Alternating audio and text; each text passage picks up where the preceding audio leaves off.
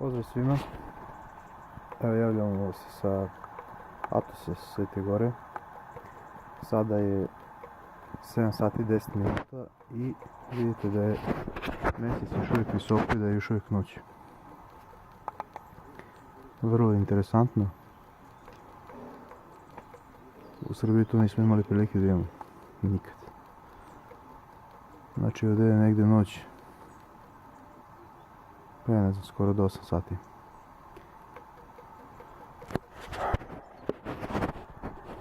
Šta da vam kažem, iskustva su nam prelijepa. Jučer smo se penjali na krov Svete Gore, na Atos planinu, gore na vrh. Gore ima jedan hram posvećen Bogorodici, tako da veliko iskustvo treba doživjeti, treba probati.